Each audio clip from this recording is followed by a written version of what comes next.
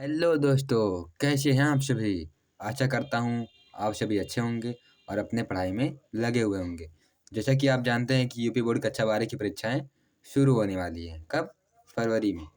तो सभी बच्चों को यही डाउट रहता है कि आखिर हम कौन सा क्वेश्चन करें, कौन सा ना करें। तो आज हम बात करेंगे एक यूपी बोर्ड के महत्वपूर्ण क्वेश्चन, भौतिक विज्ञान कक्षा 12 के एक महत्वपूर्ण क्वेश्चन, विद्युत चुम्बकीय प्रेरण का। आप देख सकते हैं कि यहाँ पर विद्युत चुम्बकीय प्रेरण क्या है।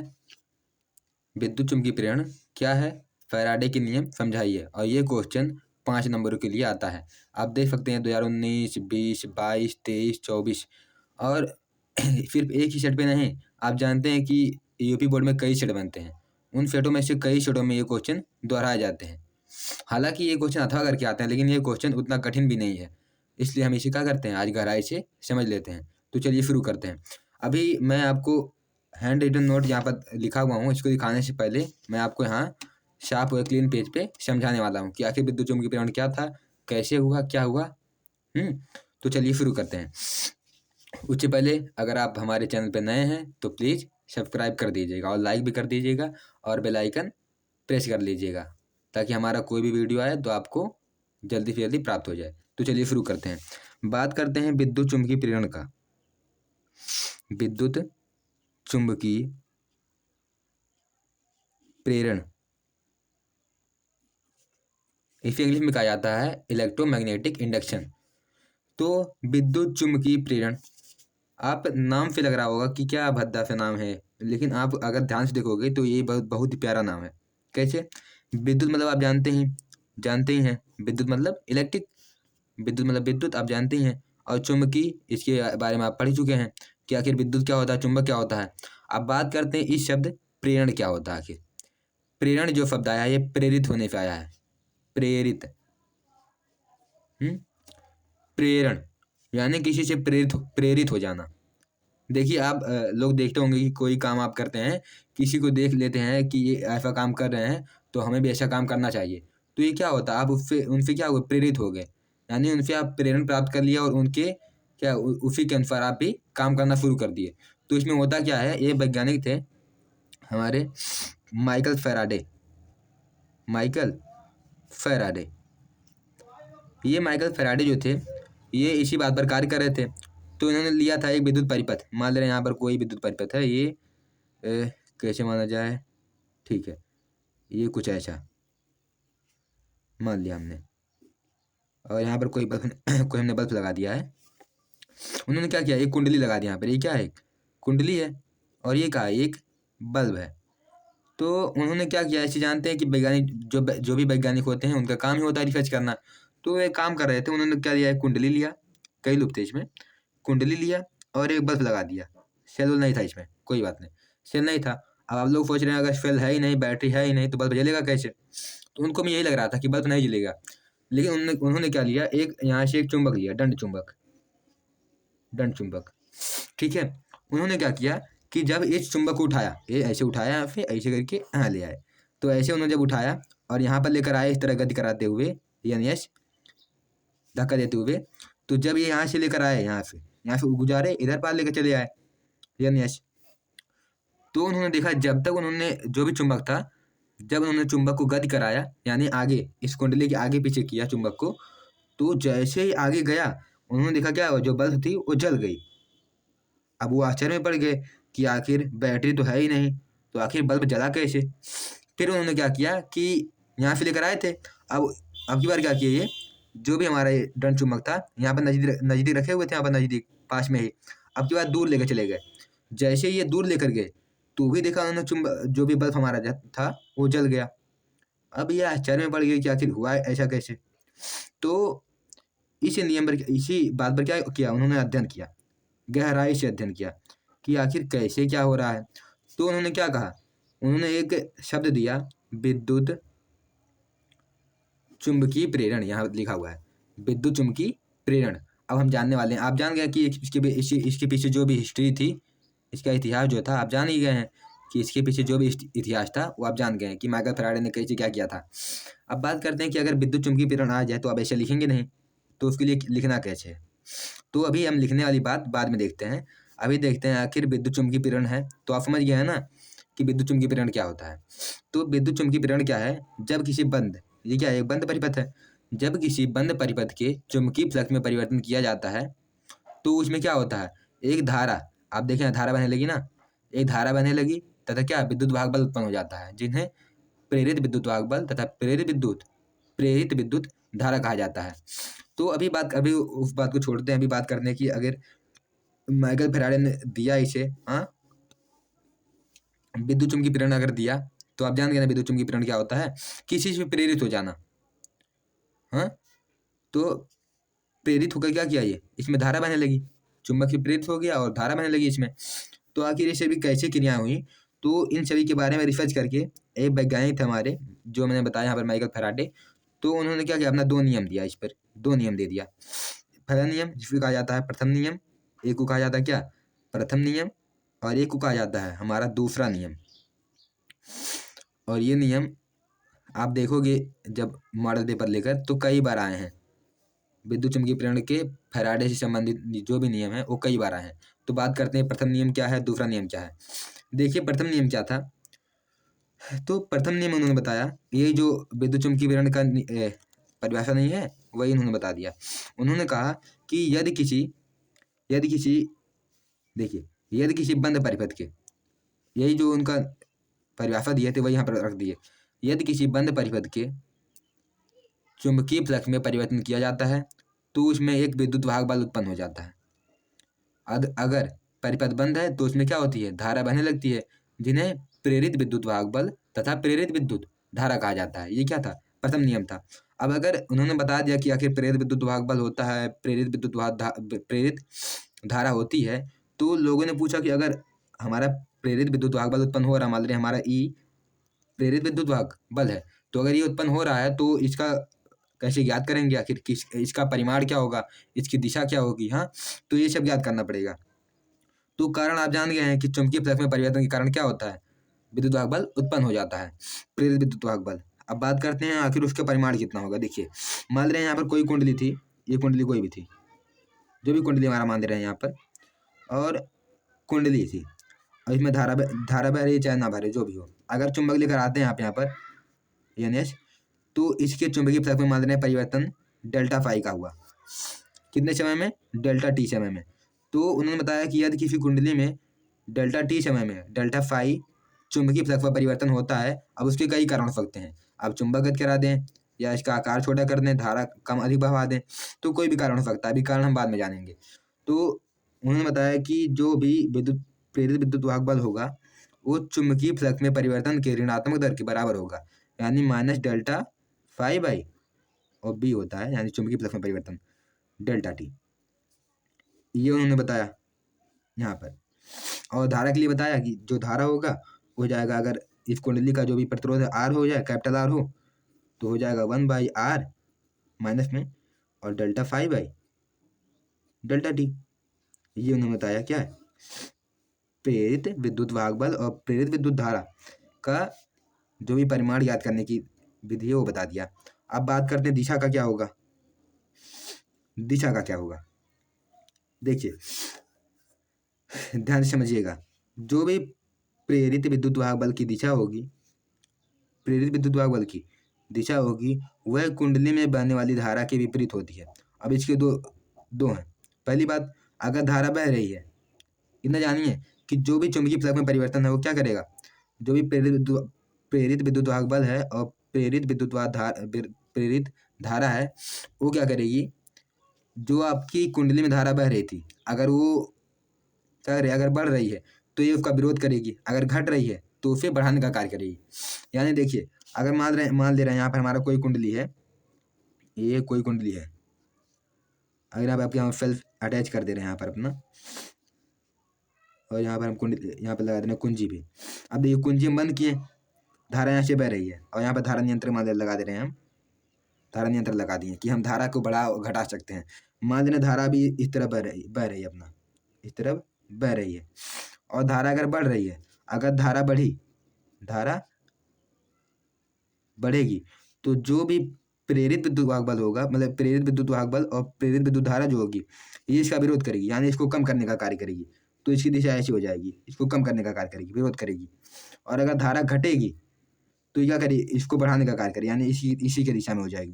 तो समझे आप कि जो भी ये इनकी दिशा होगी ये उस स्रोत पर निर्भर करेगा कि उसमें धारा बढ़ रही है, घट रही है।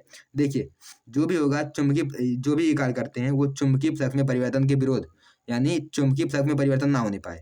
अगर परिवर्तन होगा तो उसका विरोध करते हैं, उल्टी दिशा में विरोध करते हैं। तो अगर धारा लेफ्ट से राइट जा रही है तो जो भी प्रेरित विद्युत वाहक बल होगा या फिर प्रेरित धारा होगी उसकी दिशा इस तरफ होगी। लेकिन इसके ऊपर निर्भर करता है कि धारा बढ़ रही है या फिर घट रही है। समझ गया आप? अब बात करते हैं दूसरे नियम का।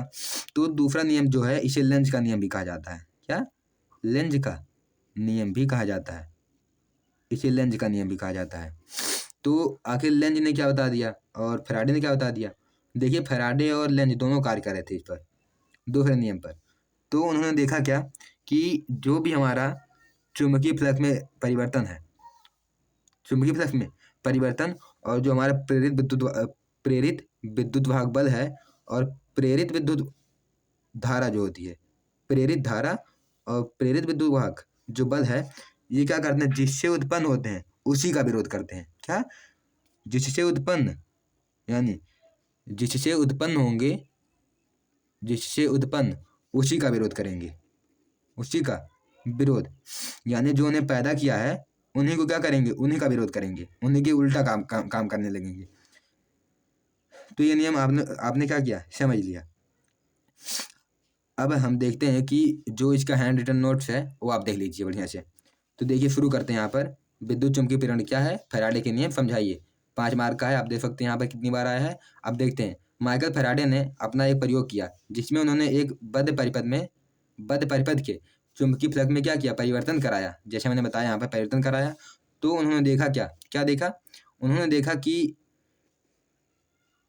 परिपथ में क्या हुआ, एक विद्युत वाहक बल उत्पन्न हो गया जिसे प्रेरित विद्युत वाहक बल कहा गया। और इस घटना को उन्होंने क्या कहा कि ये जो भी घटना है इसे चुंबकीय प्रेरण यानी विद्युत चुंबकीय प्रेरण, यानी यहाँ पर विद्युत का बात था ना, तो विद्युत चुंबकीय प्रेरण कहा गया। समझे आप? अब देखते हैं कैसे।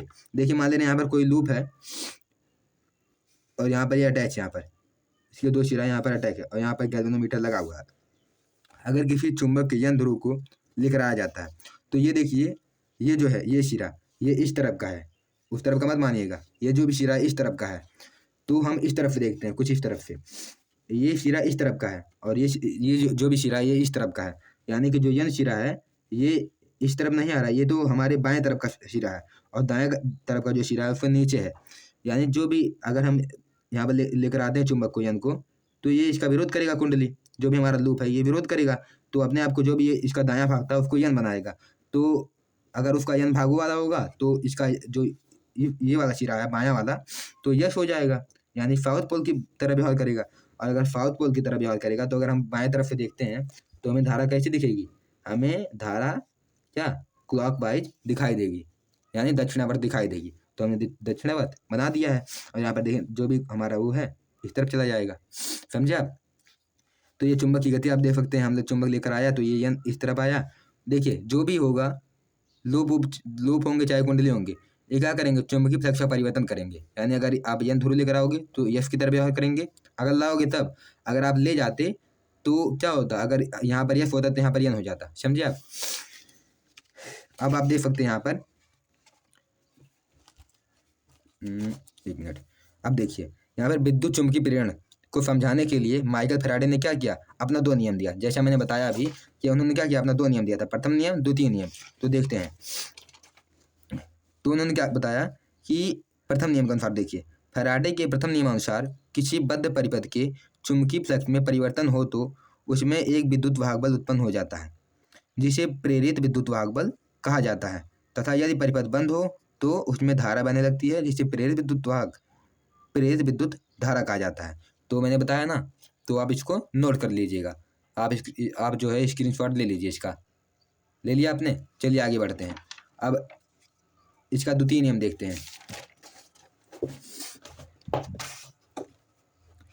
अब देखते हैं इसका द्वितीय नियम। देखिए अब क्या किया उन्होंने, द्वितीय नियम, अभी प्रथम नियम में जो हमने बताया था यहाँ पर कि आखिर उन्होंने, लोगों ने पूछा कि आखिर आपने अगर उसको ज्ञात कर लिया है तो ये बताइए कि आपने ज्ञात कर लिया तो उसका दिशा कैसे ज्ञात करेंगे। परिमाण, जो उसका परिमाण होता है यानी उसकी जो भी उसकी मात्रा होगी वो कैसे ज्ञात करेंगे, और इसका जो भी हमारा दिशा होता है वो कैसे ज्ञात करेंगे। तो माइकल फैराडे ने इसे बताने के लिए क्या दिया, अपना जो अलग सिद्धांत था वो दिया। उन्होंने उन्होंने क्या कहा कि अब उत्पन्न जो भी प्रेरित विद्युत बल होगा वो चुंबकीय फ्लक्स में परिवर्तन की ऋणात्मक दर के बराबर होगा। यहाँ पर ऋणात्मक दर के उन्होंने बताया क्या, जो भी हमारा डेल्टा फाई है ये क्या गया, चुंबकीय फ्लक्स में परिवर्तन हुआ कितने समय में, डेल्टा टी समय में क्या हुआ, जो भी हमारे चुंबकीय फ्लक्स में परिवर्तन हुआ है वो ये है डेल्टा फाई भी। ठीक है, अब भी कर लीजिएगा यहाँ पर भी। ठीक है, तो उन्होंने क्या बताया कि जो भी हमारा प्रेरित विद्युत वाहक बल होगा वो माइनस का डेल्टा फाई भी अपॉन डेल्टा टी होगा, और वो क्या होगा, उल्ट में होगा।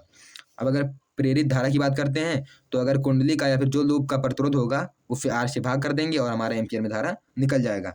अब यदि हम जो भी समय था वो बहुत अल्प ले लें, यानी टी को लगभग शून्य नहीं लेकिन लगभग शून्य ले लिया जाए, तो जो होगा तो उसे हम मान सकते हैं, यानी ताक्षणिक मान सकते हैं, ताक्षणिक जो भी होता है उसे मान लेंगे। तो ई बराबर क्या हो जाएगा, माइनस का d phi B upon d t, d phi B upon d t, बहुत ही अल्प समय के लिए जब मानेंगे तो ई बराबर क्या हो जाएगा, माइनस का d phi B upon d T volt में होता है। ठीक है, अब बात करते हैं, आपने पहला नियम समझ लिया पूरा ना, अब दूसरा नियम देखते हैं क्या है।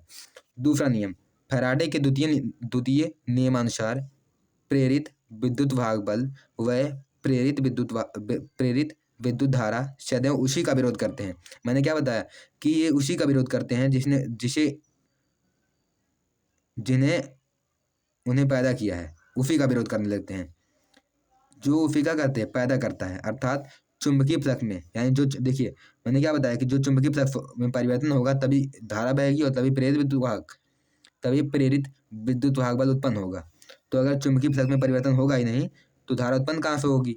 तो अगर मैंने क्या बताया कि जो भी चुंबकीय फ्लक्स में परिवर्तन होता है यही क्या करता है, उत्पन्न करता है, और ये इसी का विरोध करते हैं। देखिए आप, अर्थात चुंबकीय फ्लक्स में परिवर्तन का विरोध करते हैं, तो इसे दूसरा नियम कहा जाता है। इस नियम को लेंज का नियम भी कहा जाता है, याद रखिएगा, लेंज का नियम पूछता है। और अभी 2024 में पूछा गया था कि जो भी लेंज का नियम था या फिर फैराडे का द्वितीय नियम था वह किस सिद्धांत पर कार्य करता है, तो ये क्या, ये ऊर्जा संरक्षण के सिद्धांत पर कार्य करता है। तो आपने इसका भी स्क्रीनशॉट ले लीजिए, तो ये आपका क्या हो जाएगा, ये आपका जो भी था फैराडे का नियम और चुंबकीय प्रेरण, विद्युत चुंबकीय प्रेरण, ये क्या होगा आपका कंफर्म हो गया। अब देखते हैं कुछ एक्स्ट्रा नॉलेज क्या होता है। चलिए एक्स्ट्रा नॉलेज देखते हैं। अब अभी 2024 में ये भी पूछा था कि आखिर अगर आप, एक मिनट, अगर आप, उन्होंने क्या कहा था, उन्होंने कहा था कि अगर आप चुंबकीय फ्लक्स में परिवर्तन कर रहे हैं, चुंबकीय फ्लक्स में परिवर्तन, उन्होंने कहा कि अगर आप चुंबकीय फ्लक्स में परिवर्तन कर रहे हैं तो किन किन, यानी कैसे किया जा सकता है, कैसे कैसे किया जा सकता है, किया जा सकता है। तो देखिए, चुंबकीय फ्लक्स में परिवर्तन करने के कई, मतलब कि कई तरह से कर सकते हैं। मान लीजिए हमारा ये क्या है, कोई चुंबकीय क्षेत्र है, समझने के लिए मान लीजिए कि मान लीजिए हमारा कोई चुंबकीय क्षेत्र है।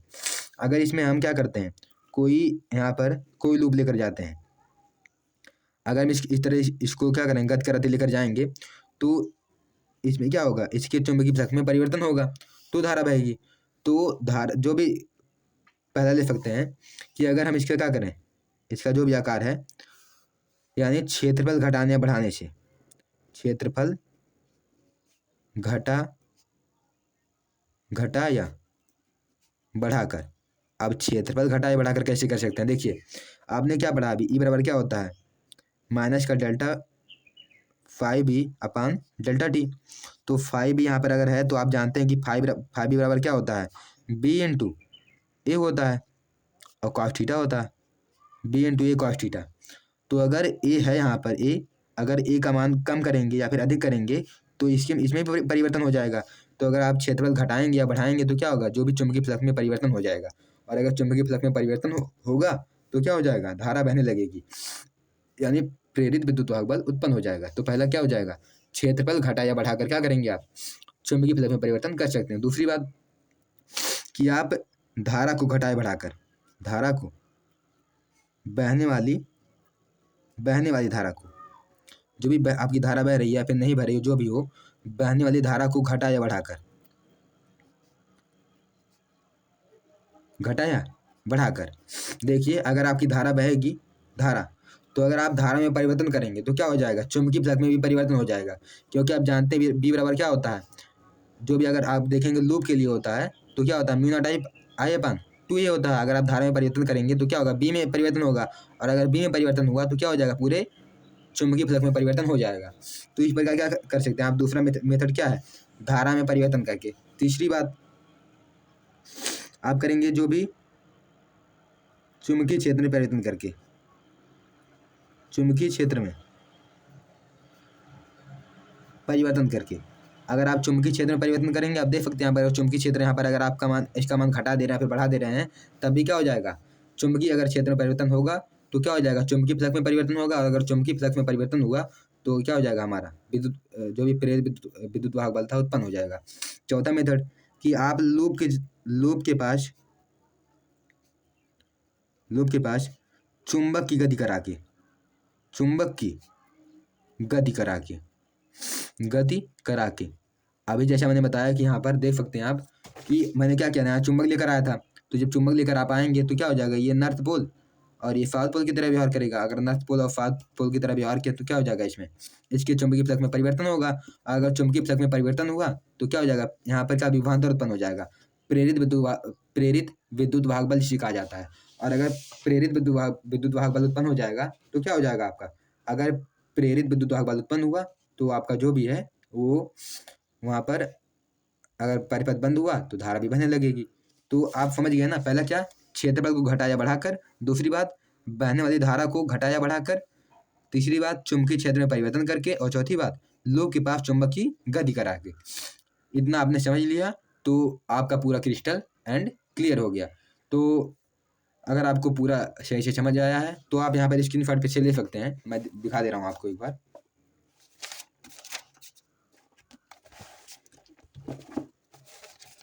यहाँ पर आप क्या करिए, एक बार स्क्रीनशॉट इसका ले लीजिए, पूरा स्क्रीनशॉट, इसका जो भी स्क्रीनशॉट आप पूरा ले लीजिए। एक बार ले लिया आप लोगों ने, अब दूसरे पेज का भी ले लीजिए।